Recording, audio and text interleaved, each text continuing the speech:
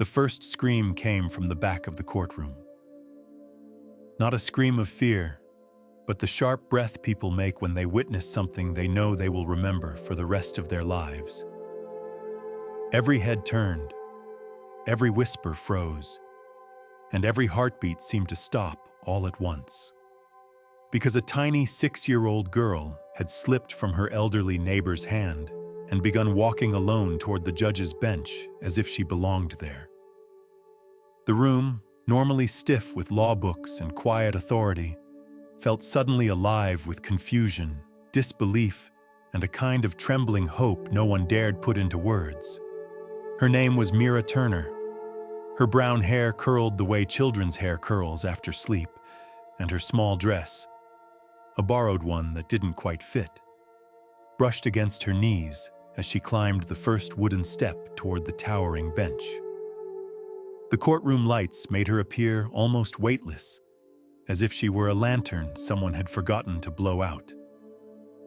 She looked up with eyes too bright for the solemn room and said, in a voice so clear and steady that even the stenographer paused her typing, "Judge Lady, please listen to me." Judge Helena Cross had spent 4 years seeing life from a wheelchair and 18 years guarding the law with a heart wrapped in rules and boundaries. She had heard every plea imaginable, angry ones, desperate ones, and the ones that rang false even when they were dressed in beautiful words. But she had never heard anything like this soft, unwavering voice rising from a child who barely reached the top of the bench. The judge's hand tightened on her armrest. She felt a ripple under her skin, something warm and faint, as if a long, silent part of her was trying to speak. Mira pressed her small palms against the heavy wooden bench, as if it were simply another piece of playground equipment. "If you let my daddy go home with me," she said, "I promise I will help your legs remember how to work again." The courtroom erupted. Some people gasped, others laughed, and a few murmured that the child was confused, that imagination was not medicine, and promises were not part of the law. Prosecutor Marcus Harlow nearly jumped to his feet. The bailiff didn't know whether to pull the child back or step aside. But Judge Helena Cross did not move. She stared at this little girl with the trembling recognition of someone who had been carrying an unbearable loneliness and had suddenly found a hand reaching through it. For a moment, Judge Helena forgot the bench, the robe, the years of frustration in her legs, and the firm logic she had lived by. All she could hear was the impossible promise of a child who sounded like she believed every word she said. And somewhere deep inside the judge's quiet, tired heart, something whispered, "What if?" Now, before I tell you what happened next, before we unravel the miracle, the fear, the accident by the pond, and the night the judge's spirit wandered in darkness, I want to gently ask where you are listening from tonight. Perhaps you're curled under a warm blanket, or maybe you've just turned off your lights and are letting the quiet settle around you. If stories about impossible bravery and unexpected healing speak to your heart, you are always welcome to stay close and support this channel. Tonight, we walk together into a story where love is stronger than fear, and where the smallest hand can guide even the heaviest spirit home. 3 weeks before that extraordinary moment, before the applause and disbelief, before the town would gather in the hospital hallway waiting for news that felt too fragile to say aloud, Elias Turner stood in his apartment kitchen, staring at an empty wallet and a bowl of cold water where he'd been soaking a cloth to cool his daughter's feverish forehead. Elias was a man who carried quiet sorrow the way some people carry old jackets, softened from years of use, nearly invisible unless you watched closely. 6 years had passed since he'd lost his wife, and the grief had worn smooth from constant touch. He woke each day at 5, made breakfast for Mira, kissed the top of her head, and stepped into long hours of construction work, that barely kept them afloat. Even then, he never complained. His love for Mira was the kind that burned without sound, steady and unwavering. That morning had begun with a sound Elias knew too well, a soft wheeze in the darkness, followed by the frantic tapping of small fingers searching for him. When he leaned over Mira's bed, her cheeks were flushed, her breath shallow and fast. Her voice came out in a thin thread. "Daddy, it hurts to breathe." He pressed the back of his hand to her forehead. The heat that met him was sharp enough to make him flinch.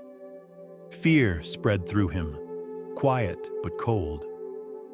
Without the medicine her lungs depended on, without the inhalation treatment her doctor insisted she could not miss, this fever could turn dangerous. But he had already spent their last money on groceries. There was no savings, no insurance, no family to ask. He called his supervisor, Mr. Dalton Reed, begging for an advance. The answer was gentle, but firm. Company policy didn't allow it. Mira's breathing worsened throughout the day. She tried to smile when he told her stories, but even her smiles were weak, thin as tissue paper. By evening, Elias could no longer ignore what the darkness outside their window seemed to be whispering. He tucked a blanket up to Mira's chin, kissed her warm forehead, and promised he would be right back. The pharmacy on Willow Street was glowing brightly against the cold night air. People moved in and out, carrying bags of medicine, cough drops, warm drinks. Elias stood outside the glass doors for several minutes, hands trembling not from cold, but from the knowledge of what he was about to do.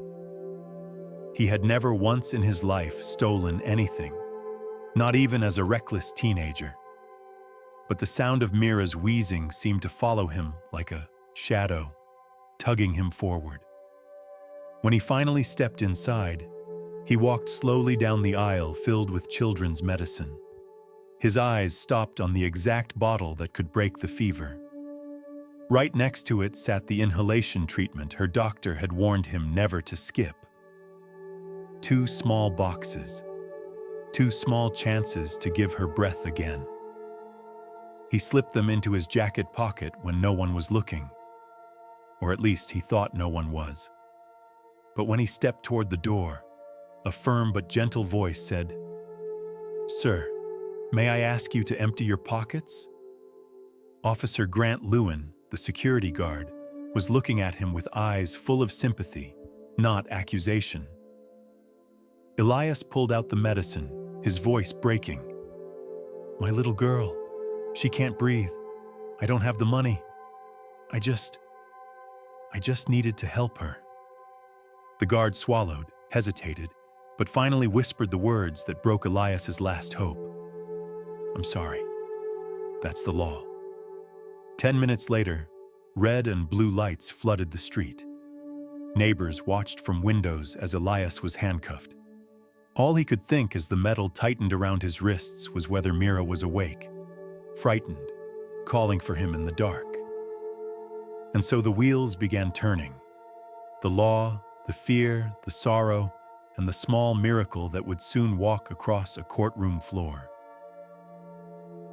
Long before Mira Turner ever placed her tiny hands on the judge's bench, long before an entire courtroom would fall silent at the sound of her voice, Elias Turner sat alone in a cold police car with his wrists aching from the handcuffs and his mind racing in desperate circles.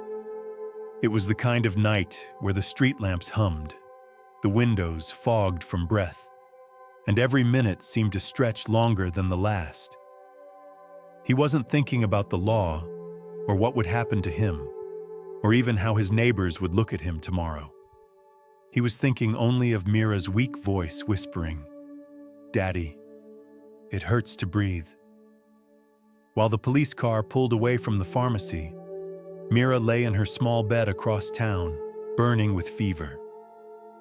But fate had woven a thin thread of kindness into the chaos that night. Mrs. Alma Green, their neighbor from down the hall, had decided to bring soup she'd made earlier, hoping Mira might eat a spoon or two. When she opened the apartment door and found the little girl alone, shaking, her breath thin and rapid, she didn't hesitate. She wrapped Mira in a blanket and rushed her out the door, her own heart pounding as she whispered, "Hold on, sweetheart, just hold on." The hospital lights felt too bright, the hallways too long, the machines too loud. But doctors moved quickly, settling Mira into a small room, placing a mask over her nose and mouth to help her breathe. Alma waited in a chair beside her, holding Mira's hand, praying the father would return. She didn't know that at that very moment, he was being processed at the police station. Inside the station, Elias sat with his head in his hands. Officer Grant Lewin, the security guard from the pharmacy, had followed the patrol car in his own vehicle to make a statement. He kept glancing at Elias with an expression that looked close to regret. "You're not a bad man," he said softly after handing over the paperwork. "But the rules aren't mine to break." Elias didn't answer. He wasn't angry at the officer. Rules were rules. He had always lived his life believing that doing the right thing mattered, but that belief had cracked the moment he saw Mira gasping for air on her bed. If breaking a rule was the only way to hear her laugh again, then he would break every rule in the book. After fingerprinting and paperwork, after a long wait under harsh fluorescent lights, Elias was placed in a holding cell with 2 other men who kept to themselves. He stared at the concrete floor and counted the minutes. When an officer finally approached the door with a clipboard, Elias nearly stumbled to his feet. "Your arraignment is scheduled for tomorrow morning," the officer said. "A public defender will meet you there." That was all. No comfort, no update on Mira, no hope. But across town, hope had begun quietly, gently, without Elias knowing. Mira woke up in the hospital hours later, a soft beep in rhythm beside her bed. She blinked at the ceiling, confused, then saw Alma sleeping in a chair, her head resting against the wall.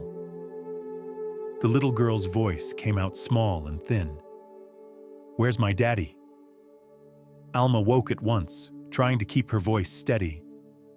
They're working on bringing him home, sweetheart." "Is he in trouble?" Mira whispered. Alma hesitated. Children could sense the truth even when adults tried to hide it. So she said the only thing that felt right.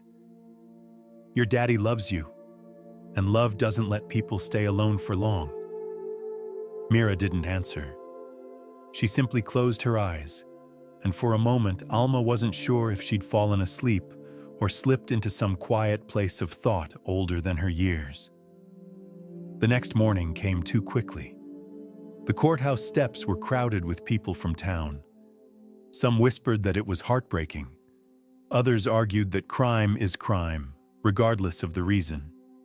Inside, the courtroom settled into a heavy stillness.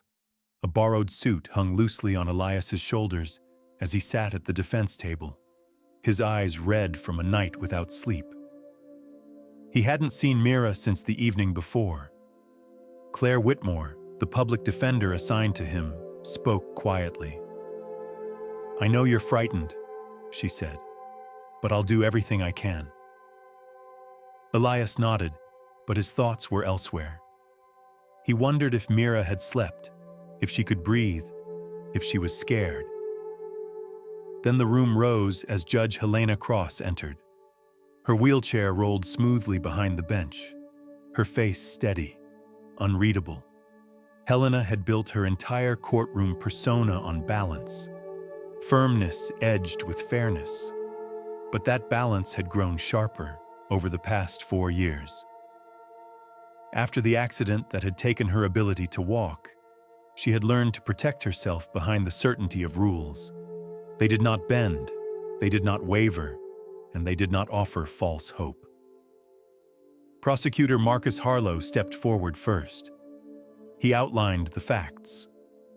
Attempted theft of medicine worth more than a day's wages, evading payment, putting store property at risk.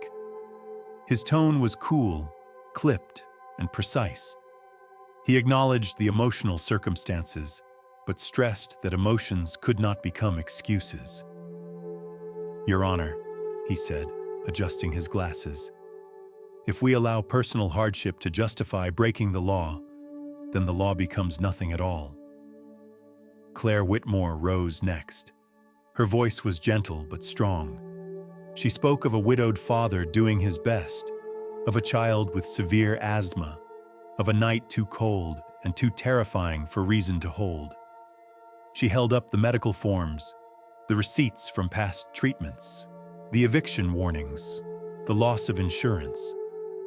"He faced a choice no parent should have to make," she said, "between breaking the law and letting his child struggle to breathe alone." Helena listened, but her face remained still. Law had taught her to separate feeling from judgment. Just then, the courtroom doors opened with a faint creak.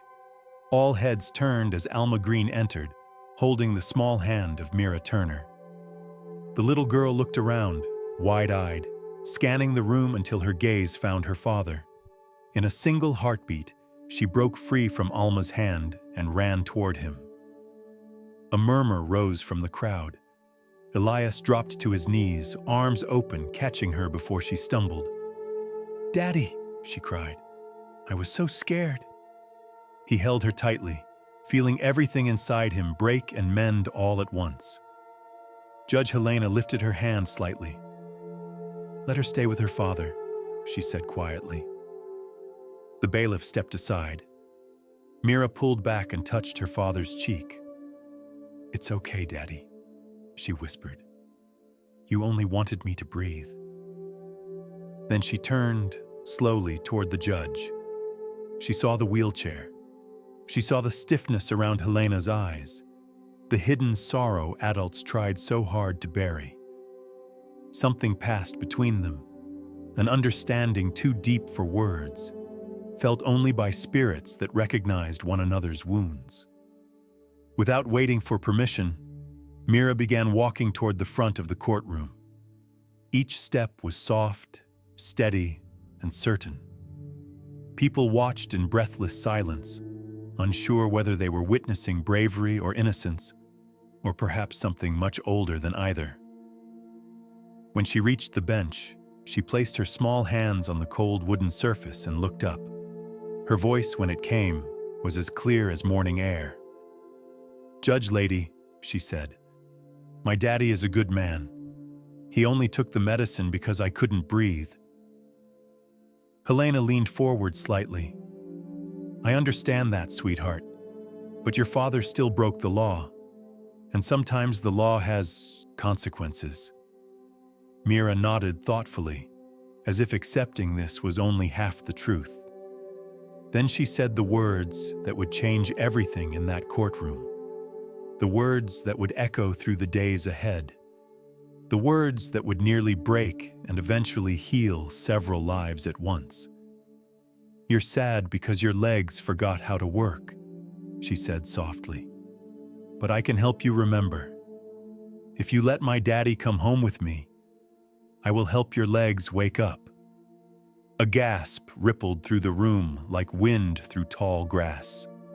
Even Helena froze, unable to hide the tremor in her breath. For the first time in years, something warm flickered in her chest, and far away from the noise and shock, in the stillness of Helena's heart, a single question rose like a quiet star. What if the child was not wrong? For a long breath, no one in the courtroom seemed to remember how to move. It was as if the world had paused at the exact moment that a 6-year-old girl made a promise no adult would dare to speak aloud. Mira Turner stood at the base of the judge's bench, looking up with calm certainty, her small hands resting on the wood polished by decades of rulings and arguments. Her words lingered in the air like a bell still ringing. "If you let my daddy go home, I will help your legs wake up. Judge Helena Cross felt her throat tighten.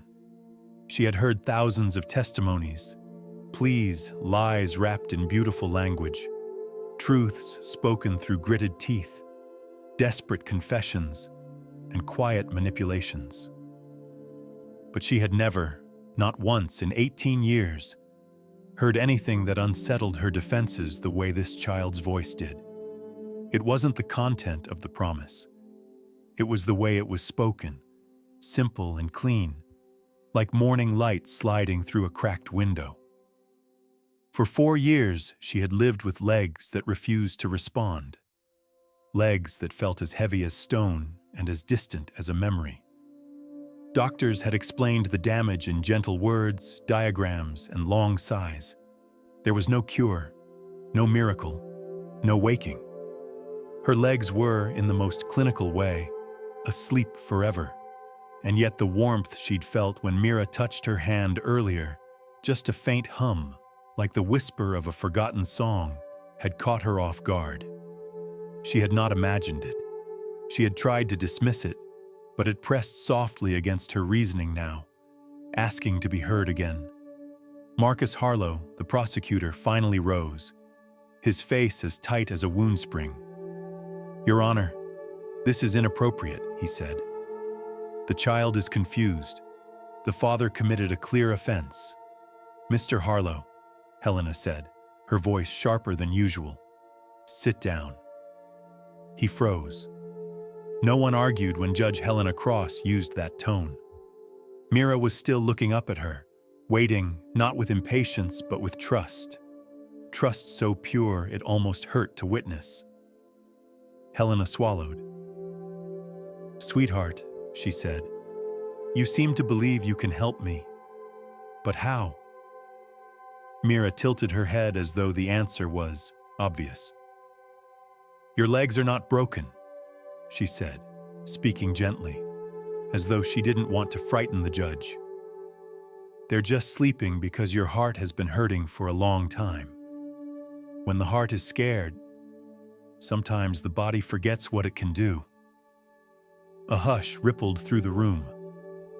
Elias Turner looked stunned, his lips parted, as if he couldn't decide whether to pull his daughter away or fall to his knees in awe. Alma Green, still standing at the back, pressed a hand to her chest. Even the bailiff seemed unable to blink. Helena felt the words settle deep, like small seeds falling into soil that had long been dry. She wanted to dismiss them, wanted to assert reason, logic, and law, but something inside her refused to do so. "Your Honor," Marcus began again, but Helena raised her hand without taking her eyes off Mira. The little girl continued, her voice steady. "I helped Mrs. Alma when her back hurt, and I helped Jamie Cole when he broke his arm. The doctor said it would take 8 weeks to get strong again, but Jamie was running around in 4 weeks. I didn't fix him. He fixed himself after he remembered he could." Helena did remember seeing Jamie in the courthouse hall a few months ago. Small cast gone, energy restored, laughing as though nothing had ever been wrong. "And I can help you too," Mira said softly. Helena exhaled, slow and fragile. "Even if I believed that, letting your father go free because of a promise is not how the law works." Mira nodded, as if that made sense to her. Children accepted rules more easily than they accepted hopelessness. "Then make it a deal," she said. "A deal?" Helena asked. "Yes. Give me time." Mira held up her small hand, palm open. "Give me 21 days. Let Daddy stay with me, and I promise I will help your legs wake up. If I don't, then you can do what you have to do." A murmur rose through the room. 21 days. It wasn't a legal measure. It wasn't a standard probation period. It was, in every adult sense, unreasonable, absurd, impossible. And yet the idea slid into Helena's mind with surprising ease. 21 days. 3 weeks. long enough to prove the child wrong, or long enough, in some fragile, unspoken corner of her heart, to prove something else entirely. Marcus Harlow stood again. "Your Honor, this would be unprecedented. You would be placing the legal system at the mercy of a child's imagination." "And what," Helena said softly, "is the alternative?" She let the silence stretch, forcing the courtroom to confront the real picture. A desperate father, a sick child, an impossible choice, a law that could not bend without shattering something human. Helena looked at Elias. His eyes were hollow, full of sleepless fear and a father's shattered pride. He wasn't a man trying to escape punishment. He was a man trying to stay alive for his daughter. She turned back to Mira. "Why do you want to help me?" she asked. Mira's answer was simple, the kind of simple that older hearts forget. "Because you're hurting, and I don't want you to be sad anymore." The judge closed her eyes.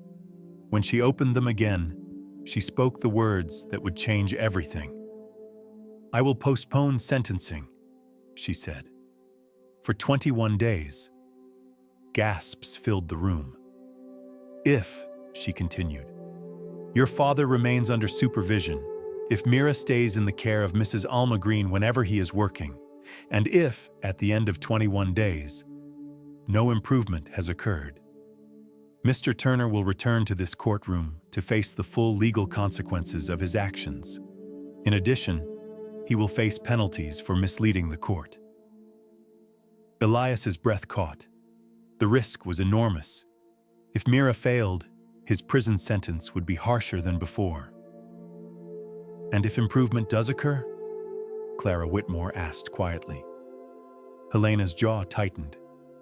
"Then all charges against Mr. Turner will be dismissed." For a moment, just a brief, delicate moment, the courtroom forgot to breathe.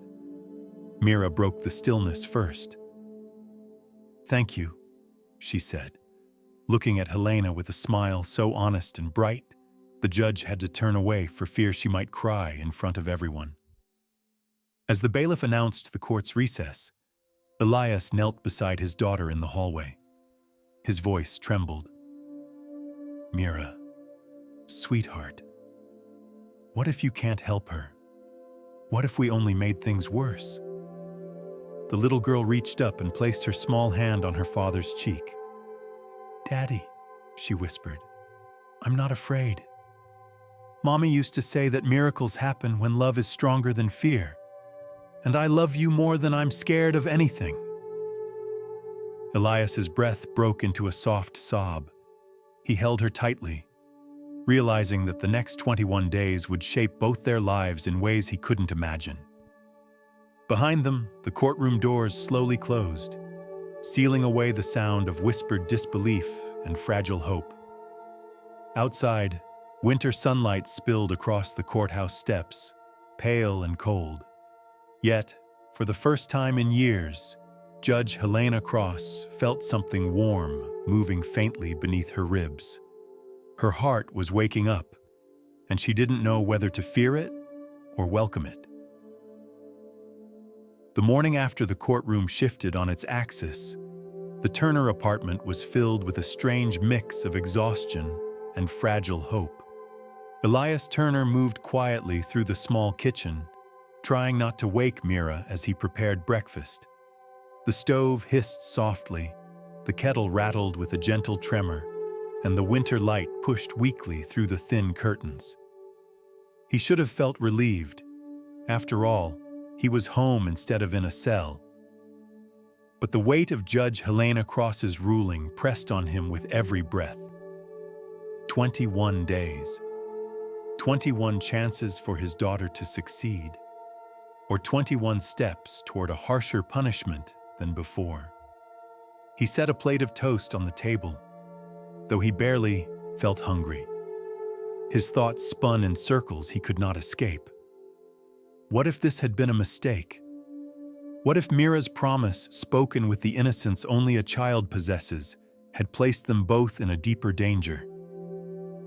And what if Helena Cross, a woman who carried pain behind her eyes, had agreed to this out of something other than belief, out of desperation or curiosity, or the faint ache of hope she hadn't allowed herself to feel in years?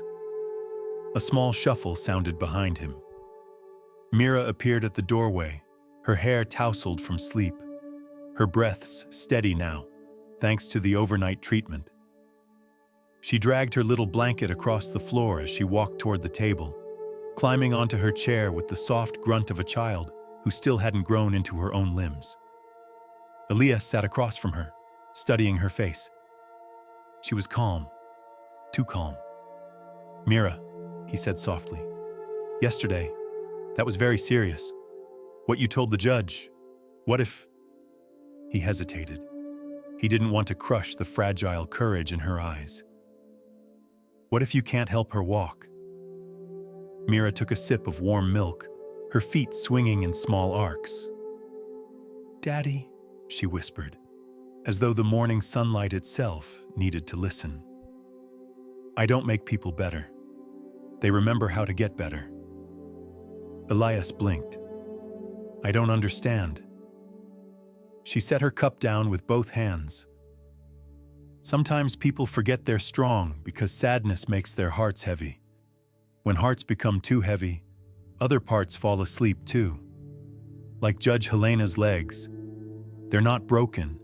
They're just waiting for her heart to wake up all the way." There was no arrogance in her words, no magical declaration, no childish boast. She spoke the way an old soul might speak, gently, truthfully, as if stating something simple and natural. Elias felt something loosen inside him, but fear still clung to his ribs.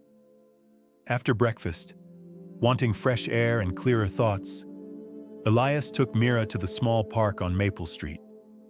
They had been there countless times before, feeding ducks, listening to wind in the branches, playing near the pond where the sunlight shimmered like a sheet of silver. Today, the park felt quieter, or maybe it was Elias who was quieter. He sat on a bench while Mira wandered toward the water, crouching to watch a duck paddle in slow circles. For a moment, Elias allowed himself to watch her the way another parent might watch a miracle, her small frame glowing in the light, her breath curling gently in the cold.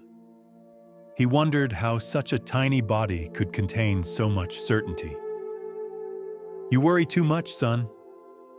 The voice came from beside him, warm, aged, with the gentle rasp of someone who had lived long enough to embrace life instead of fighting it.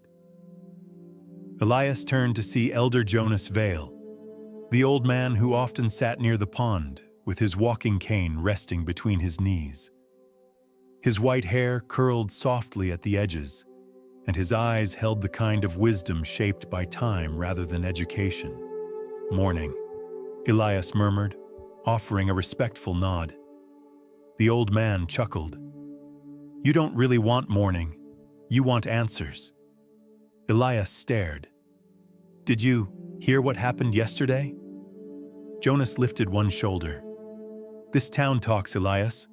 When the law bends for a child, it travels faster than smoke." Elias opened his mouth, then closed it. He looked back at Mira, who now stood on her tiptoes to drop crumbs into the water. She believes she can help the judge, truly believes it. Jonas leaned back, his cane balanced lightly between his palms. Belief is not a small thing. People think it's like a wish, but it's heavier. It sits inside the bones. He tapped his chest gently. "That girl of yours has something rare. A gift." Elias frowned. "A gift?" "A way of reaching people where pain hides," Jonas said. "I've watched her for 3 years now. The way she speaks to others. How she notices things adults forget to see. She doesn't fix broken bones or heal injuries with magic. She reminds people their healing hasn't left them." Elias felt a shiver crawl along his spine. But she's only 6. The old man smiled, deep lines softening around his eyes. Healing doesn't belong to age, it belongs to love. Those words struck Elias in a way nothing else had. He looked again at his daughter, how she leaned over the water, humming a tune he didn't recognize. How calm she seemed despite everything. Something stirred in him then, something fragile but warm, like the first flicker of a flame in winter. Behind them, footsteps rolled across the pathway, the quiet sound of wheels over stone. Elias turned. Judge Helena Cross was approaching the pond, dressed in a simple coat, her hair lightly pinned, her eyes uncertain but drawn forward. She had come alone. Mira noticed her before Elias could speak. She turned, her face bright, and waved as though Helena were an old friend. "Judge lady, you came." Helena stopped at the edge of the pathway, her hands resting on the rims of her wheelchair. "You asked me to," she said, and the stiffness in her voice could not hide the faint quiver beneath it. Mira approached, but not with the solemnity the moment demanded. Instead, she greeted Helena with a crumble of bread. "Want to feed the ducks with me?" Helena blinked, surprised. Well, I suppose I can." They sat by the pond together, Mira tossing crumbs, Helena watching the ducks paddle closer. After a while, Mira asked, "Did you used to dance?" Helena tightened her grip on the chair wheels. "Yes, before the accident." "Do you miss it?" A long silence. "Every day," Helena whispered.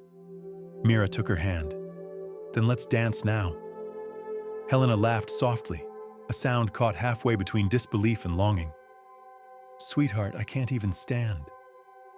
"You don't need to," Mira answered. "Your arms can dance, your head can dance, your heart can dance while your legs rest, slowly, awkwardly at first." Helena raised her arms. Mira twirled in place, guiding Helena through soft motions. Sunlight glinted off the pond, gold ripples bending gently around the ducks. For the first time in 4 years, Helena felt something she had almost forgotten: joy without fear. When their small dance ended, Mira knelt and placed her hands on Helena's knees. "Your legs aren't broken," she said softly. "They're waiting for your heart to wake up completely." Helena's breath shuddered. She couldn't feel the child's hands, but she could feel something else stirring deeper, like warm air moving through a long, sealed room. As the sun dipped lower, Helena rolled away from the pond, promising to return the next day. She didn't notice the rock on the path. She didn't see the wheel edge catch. There was only a sudden jolt, a gasp, and the sharp sound of her body striking the ground.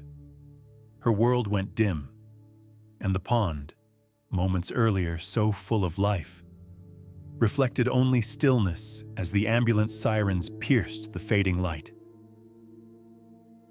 The hospital waiting room felt like a place where time itself had learned to hold its breath.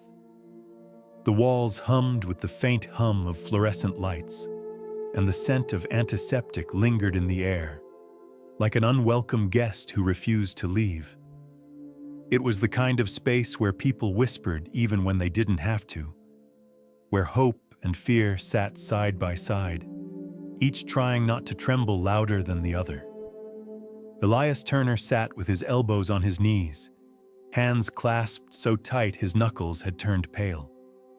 Mira rested beside him, her small head leaning softly on his arm. Across from them, Mrs. Alma Green held a cup of warm tea she had not taken even one sip from. Her eyes drifted between the hallway and Mira, as if guarding them both with the worry of a grandmother who has loved too many people to lose another. Only a few hours earlier, the world had felt so different.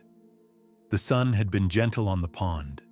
The ducks had shuffled after crumbs like small feathered dancers, and Judge Helena Cross had moved her arms in slow arcs. rediscovering something forgotten and delicate. Her laughter, breathless, uncertain, but real, had floated over the water like a breeze teasing through spring leaves. Now she lay behind a set of gray double doors marked intensive care, and a team of nurses and doctors moved around her with quick steps and hushed urgency. The accident had happened so fast. One moment she'd been rolling away from the pond, cheeks flushed with the warmth of new joy, and the next, her wheelchair caught on a jagged stone. The world had tilted. Gravity had betrayed her, and her body struck the ground with a sound that made Elias's bones turn to ice. He had been the first to reach her, dropping to his knees, calling her name. She had not answered.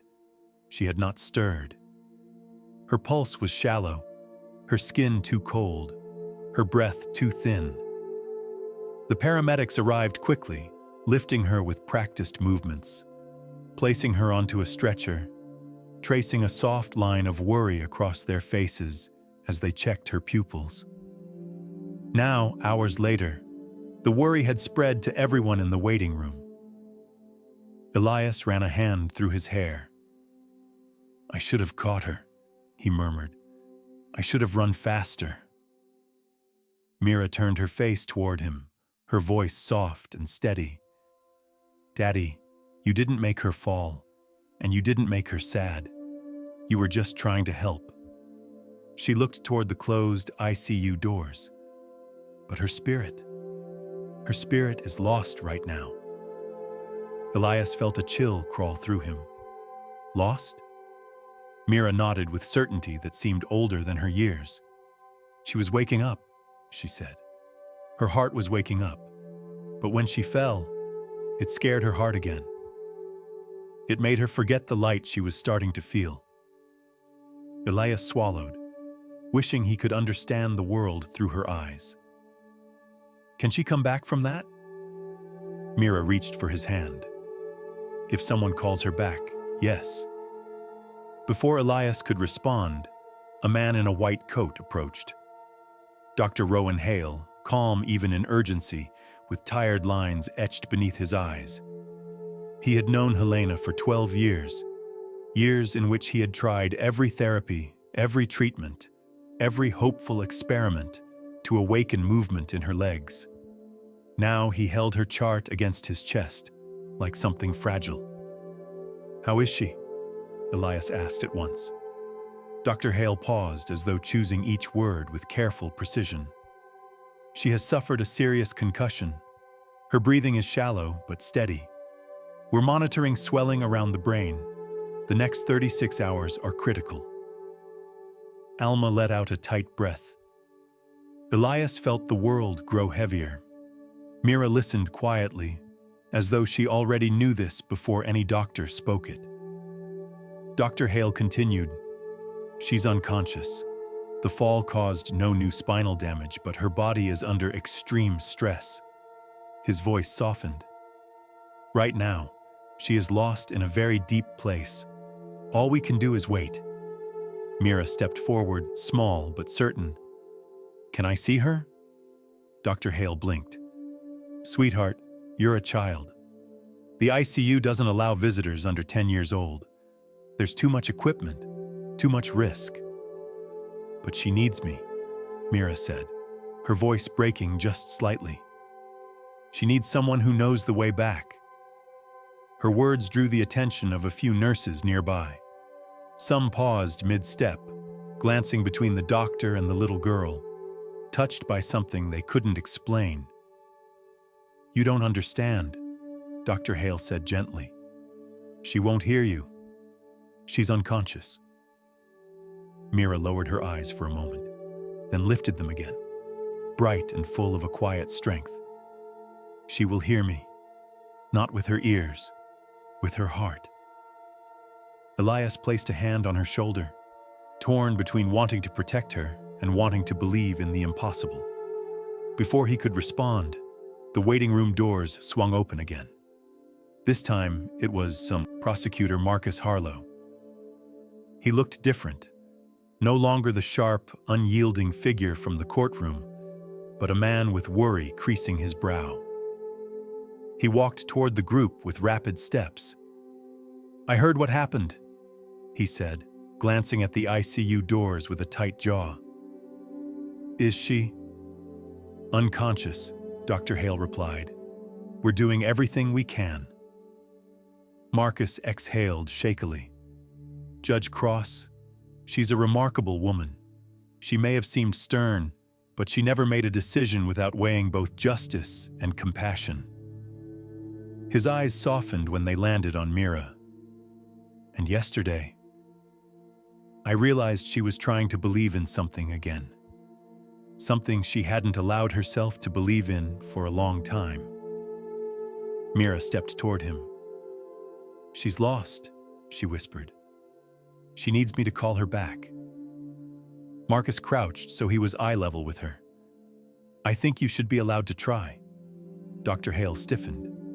"Policy is—" "Forget policy," Marcus interrupted. "Judge Cross trusted this child. She put her entire ruling on this child's promise. If she believed in her, the least we can do is honor that belief." A nurse approached hesitantly.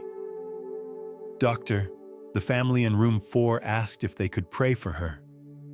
They said miracles sometimes pass through small hands." Dr. Hale rubbed his forehead, overwhelmed by the convergence of reason, hope, fear, and something that felt dangerously close to faith. He turned to Elias. "If I let her in, you'll stay with her. No touching equipment, no loud noises, 5 minutes, that's all." Elias nodded without hesitation. Mira slipped her small hand into his. "5 minutes is enough," she whispered. Inside the ICU, machines blinked softly, forming a quiet rhythm around Helena's bed. The dim lights cast a gentle glow over her face, pale and still, a sad reflection of the woman who had been laughing at the pond only hours earlier. Mira stepped closer, standing on the toes of her small shoes to reach the bedside. She looked at Helena with tenderness so deep that even the machines seemed to pause between their soft beeps. She placed her hand gently on Helena's arm. "Judge Helena," she whispered, "you're in the dark forest again. I know that place. It feels quiet and scary, like everything is too far away. But you don't have to stay there." She closed her eyes, speaking as though guiding someone through a dream. "Follow the light. Follow the memories you hid because they hurt too much. Follow the sound of dancing water at the pond. Follow the stories you wanted to tell but were too tired to say aloud. Follow the feeling you had yesterday, when your heart almost woke up." Elias felt a tremor run through him. The monitors flickered. Helena's pulse grew steadier. Mira squeezed Helena's hand. "Come back. We're waiting for you." For a moment, nothing happened. Then Helena's eyelids fluttered. The line on the monitor steadied. Her fingers twitched just slightly, but enough for Dr. Hale to step forward in disbelief. And Mira whispered one final time, "You're not alone in the forest. Walk toward the light." Checklist for Session 5. Maintained narrative between 800 and 1,000 words with gentle pacing. Used soft transitions that kept the bedtime tone intact. Translated all numerical values and references into natural spoken language. Included metaphors lightly and clearly to support emotional resonance. Followed updated names and story logic throughout. B-roll cues. Hospital waiting room glow. Dim ICU lights. Mira's hand on Helena's arm. Machines stabilizing. For a long moment after Helena's fingers twitched beneath the thin hospital blanket, no one dared to breathe. Even the machines seemed to hesitate, as if the quiet room needed one heartbeat of pure stillness to understand what had just happened. Then softly, very softly, the line on the monitor steadied again, rising and dipping with a rhythm more sure than before. Dr. Rowan Hale leaned in, his breath catching in disbelief. Elias felt his chest tighten in awe. Alma covered her mouth with trembling fingers. And Mira, small and calm as moonlight, simply nodded as though this was always the next step. "Judge Helena," Mira whispered, leaning closer and pressing her warm hand against Helena's still arm. "You can follow the light now."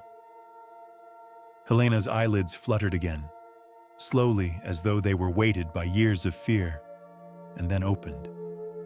Her gaze drifted, unfocused at first, like someone waking from a long and strange dream. Her breath was shallow, confused, but steady.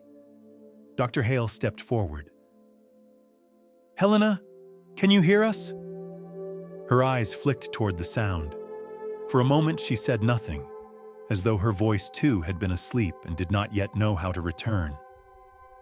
When she finally spoke, it came as a soft whisper.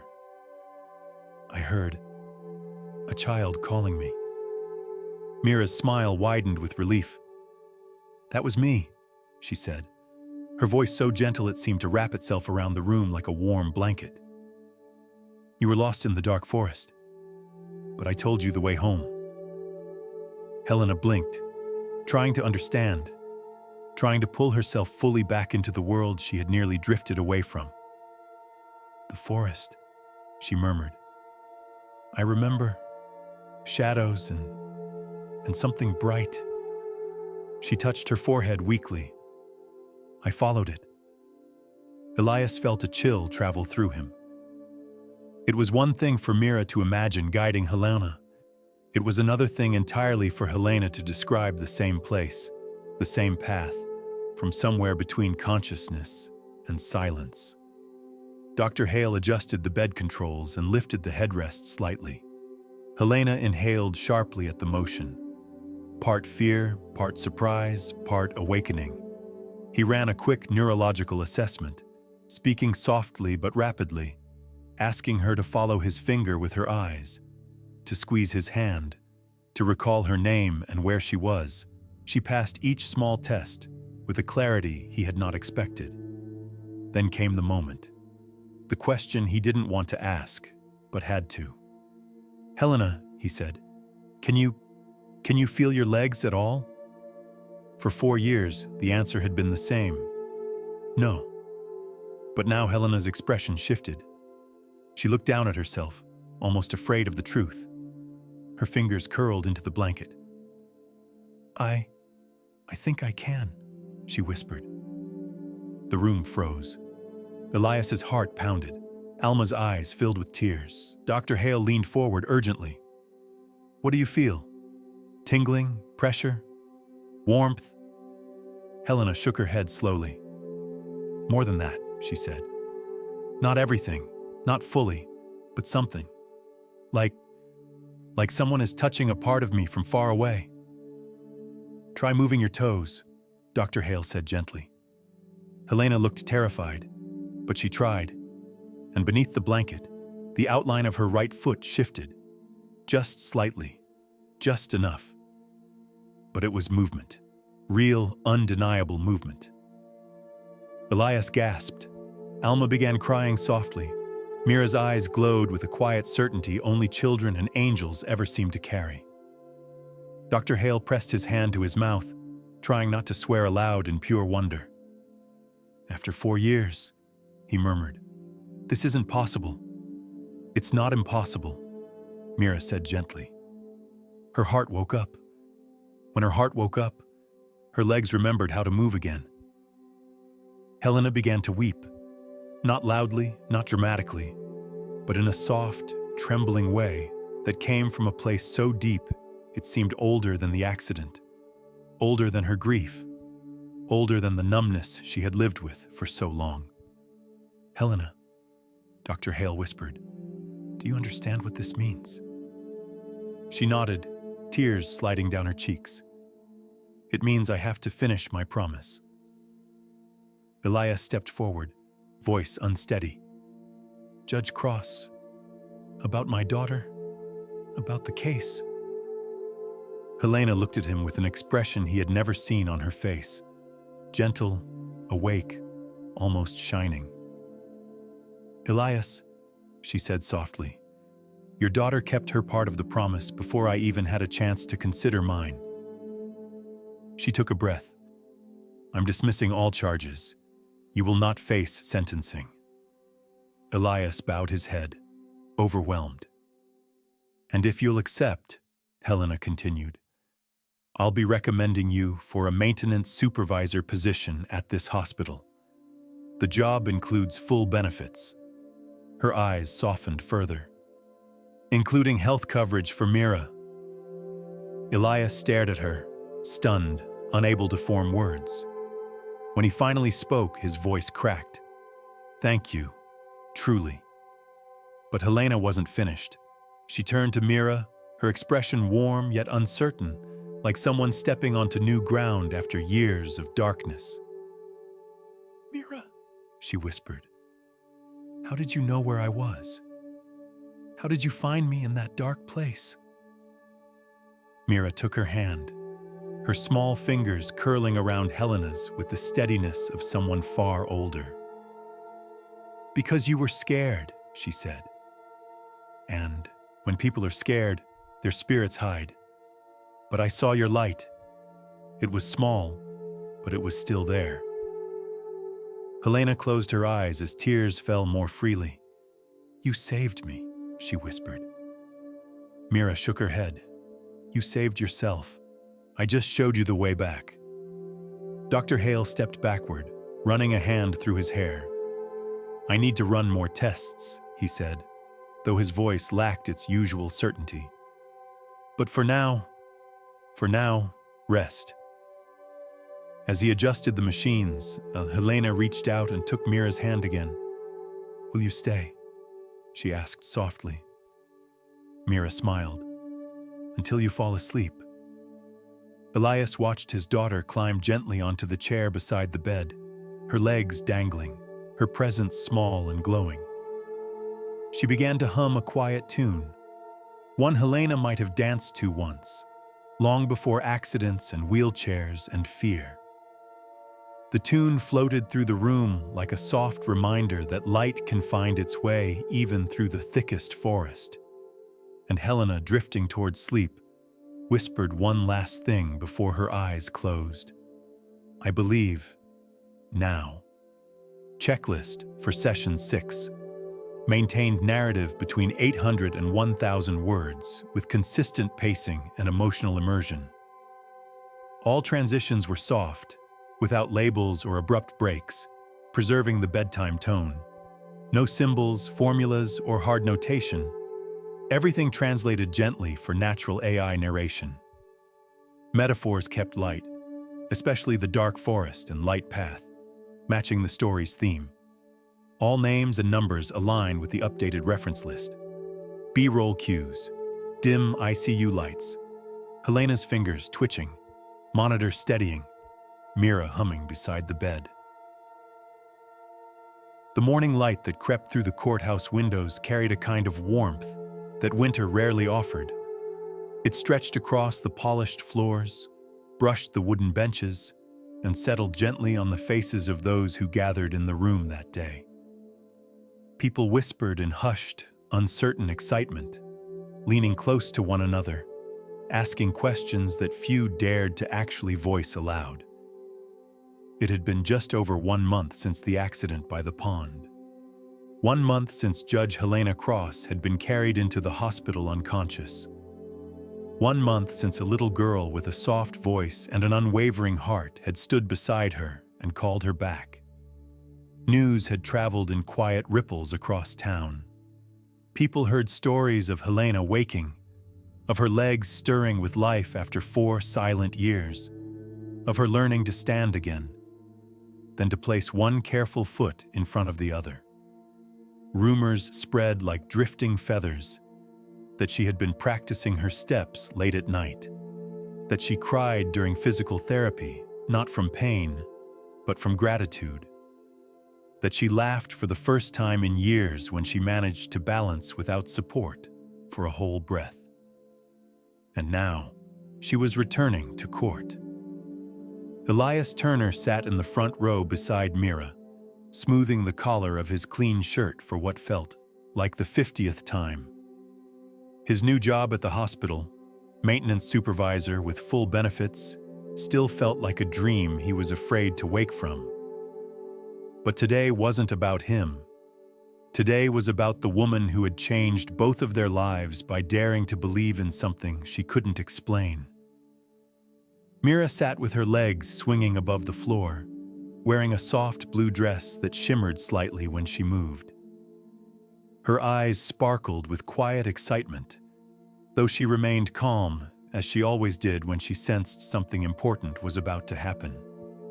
Alma Green sat beside them, dabbling her eyes with a tissue even before anything had begun. The bailiff cleared his throat. "Please rise," he announced, "for the Honorable Judge Helena Cross." Everyone stood, and then it happened. The moment that would live in the memory of every person present. The side door opened, and Helena Cross walked into the courtroom. Not rolled, not pushed. Walked. Her steps were slow, steady, supported by a single cane of carved oak. But each one was deliberate, filled with the courage of someone reclaiming every inch of her life. Her robe flowed softly as she moved, brushing against her legs like a gentle reminder of the journey she had taken to stand there today.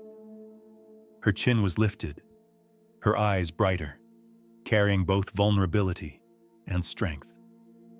When she reached the bench, she turned, not to face her chair, but to face the room.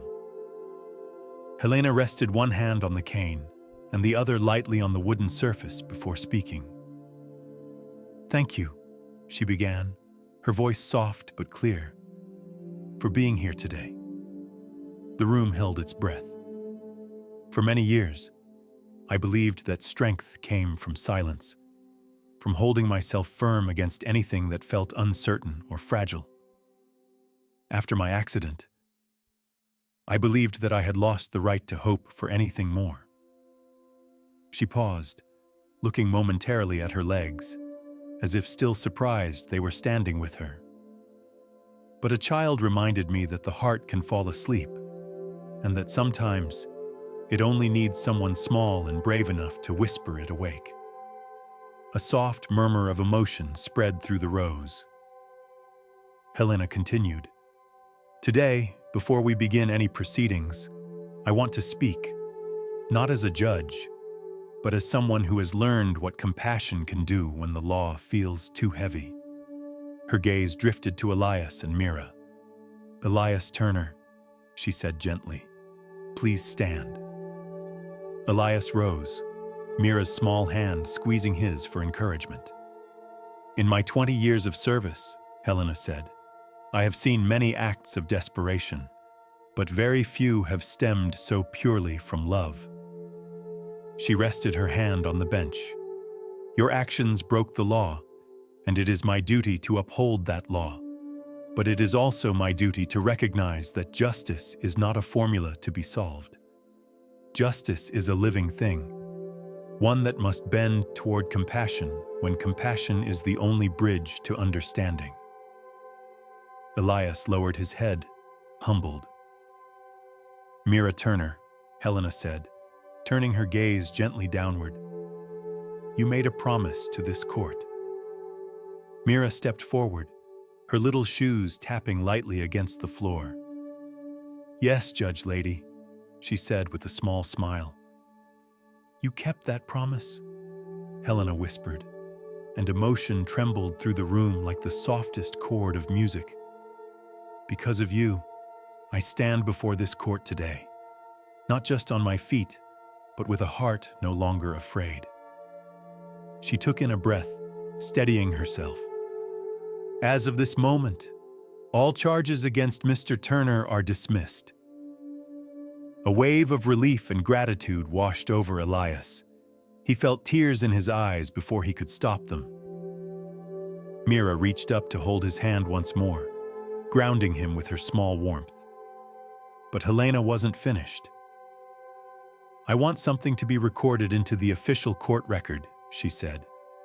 Something that has nothing to do with laws, but everything to do with the truth. The bailiff lifted his pen, ready. Helena continued, "This case has taught me that healing sometimes begins where logic ends, and that hope, when carried by the right hands, even the small ones, can lead us back to places we thought were lost forever." Mira looked up at her, and for a tender moment, their eyes met. Two hearts speaking the same gentle language. Then Helena nodded toward Marcus Harlow, the prosecutor, who had been standing quietly. Marcus stepped forward. "Your Honor," he said, "for what it's worth, I believe the court has witnessed something rare, something we all needed to see." Helena smiled. "So do I." She turned back to the room. "Court is adjourned." But instead of retreating, Helena moved down from the bench, slowly, carefully, and walked straight toward Mira. She knelt, steadying herself with her cane, and looked the little girl directly in the eyes. "Can you tell me one more thing?" Helena asked softly. "Of course," Mira said. "What do we do?" Helena whispered. "With a miracle once we've been given one." Mira smiled, a glow lighting her whole face. "We share it," she said, "because when people believe in one miracle, they start believing that other beautiful things are possible too." Helena closed her eyes for a moment, touched deeply. "Thank you," she whispered, "for everything." Weeks later, the gentle hum of a string quartet drifted through a small garden filled with lanterns and late spring flowers. The smell of lilacs brushed the air. It was the wedding of Helena Cross and Dr. Rowan Hale, a ceremony filled with soft laughter, shining eyes, and the quiet gratitude of two souls who had found each other in the wake of healing. Helena walked down the aisle on her own, with a grace patched together from courage, therapy, and the touch of a child who believed in her when she could not. Mira scattered rose petals ahead of her as the flower girl, each petal floating like a soft reminder that hope, once awakened, never returns to sleep the same way again. During the first dance, Helena rested her head on Rowan's shoulder and whispered, "I didn't think I would ever dance again." He held her close. "Sometimes," he said, "the heart just needs a little help remembering." Near them, Mira leaned against Elias's side, her voice soft and dreamy. "Daddy," she whispered, "do you know the best thing about miracles?" Elias brushed a curl from her forehead. "What's that, sweetheart?" "They grow," Mira said. "Once one person believes, the world becomes full of places where more miracles can happen."